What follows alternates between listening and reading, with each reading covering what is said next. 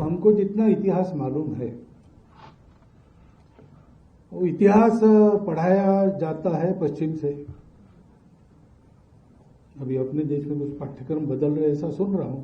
इतिहास वो पढ़ाया जाता है तो वो सामान्यता उनके हिसाब में भारत तो है नहीं। दुनिया के नक्शे में तो भारत दिखाई देता है भूगोल में, लेकिन विचार में कहीं भारत नहीं होता। अज्ञानी लोगों की संख्या बहुत बड़ी है, साक्षर लोग हैं, सुशिक्षित लोग कितने हैं पता नहीं, और सुशिक्षित भी बढ़ गए लेकिन सुसंस्कृत कितने हैं पता नहीं। समस्याओं की चर्चा ज्यादा नहीं करनी चाहिए, उसका लाभ नहीं होता है, माथा पक जाता है और कोई उसका परिणाम नहीं होता है। उपायों की चर्चा करनी चाहिए। लेकिन हम देखते हैं बाहर बात करेंगे, लोगों की बात सुनेंगे तो चर्चाएं समस्याओं की ही चलती है, और विषय में भी है विश्व की समस्या, इसलिए मैं समस्याओं से प्रारंभ कर रहा हूं। मुझे स्वयं को समस्याओं की चर्चा ज्यादा पसंद नहीं आती।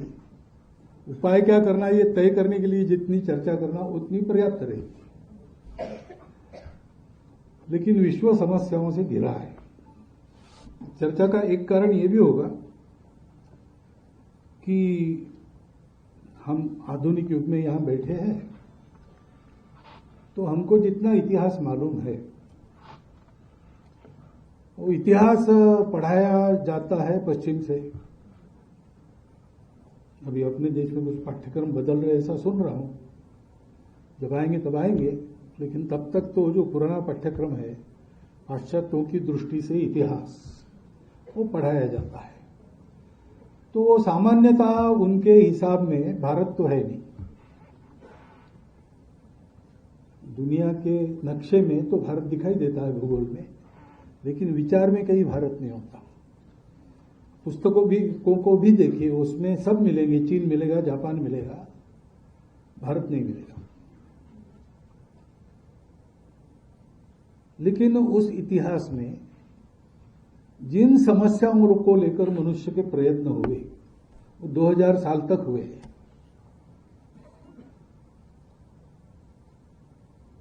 तो प्रयत्न तो हुए और तरह तरह के हुए। ये ठीक नहीं हुआ तो बदल के दूसरा हुआ, और सब पर्याय ढूंढ के प्रयास हुए, उसके कुछ कुछ परिणाम हुए, लेकिन समस्या ज्यों की त्यों है। तो विश्व की समस्याओं का विचार करते हैं तो वो समस्याओं की लिस्ट 2000 वर्ष पुरानी है।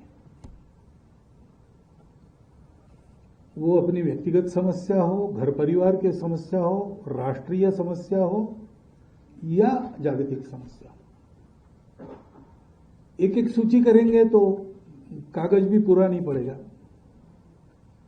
परंतु मोटा मोटी ऐसे दिखता है कि पहली समस्या है दुख। मनुष्य दुखी है, दुख दूर करने के उपाय हुए कि नहीं? हाँ, बिल्कुल हुए, और कुछ परिणाम हुए भी। और विज्ञान इतना प्रगत हुआ है तो सारा सुखपूर्वक ही होता है। 100 साल पहले यहां हम होते और मुझे ये भाषण करना पड़ता तो ये नहीं था।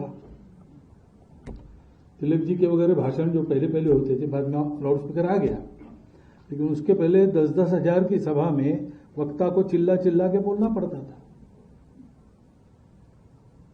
तो अब भाषण बड़ा आसानी से कर सकते हैं, इसलिए भाषण का समय भी लंबा हो जाता है। परिश्रम करके बोलना हो तो आदमी 10 मिनट में समाप्त कर। अभी मुझे 1 घंटा रखा है भाषण के लिए, परंतु ऐसी सुविधाएं सब मामलों में आ गई है। इधर से उधर जाना है, कहाँ लोग पदयात्रा विशेष तो है ही है। पहले सारी दुनिया में पदयात्रा ही करनी पड़ती, लेकिन अब ऐसा है कि यहां से वहां जाना बहुत आसान की बात है।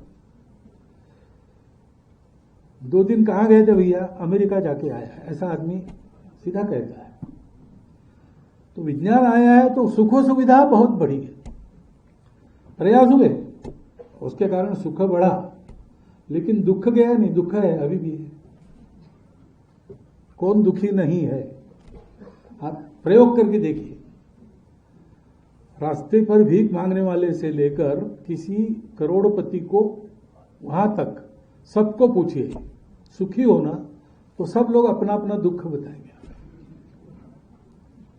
तो ये क्या चीज है भाई? इतना सुख निर्माण किया, दुख वैसा का वैसा है। दूसरी समस्या जो तब भी थी, आज भी है, चर्चा होती है, वो है कलह। उन्नीस 1950 में मेरा जन्म हुआ,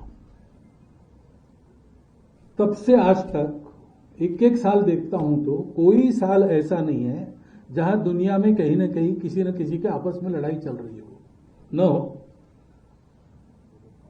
प्रतिवर्ष बड़े युद्ध है, छोटी छोटी चलते रहती है। सर्वत्र कलह है, कलह से नुकसान होता है, कलह से रक्तपात होता है, जीवों की हानि होती है, माल असबाब सारा समाप्त हो जाता है, वगैरह वगैरह, सबको पता है, अनुभव कितने बार ले चुके हैं। पहले महायुद्ध के बाद पुस्तकें लिखी गई, Farewell to Arms, All Quiet on Western Front, सारा शांति की वकालत करने वाली पुस्तकें, उत्तम उत्तम साहित्य उत्पन्न हुआ।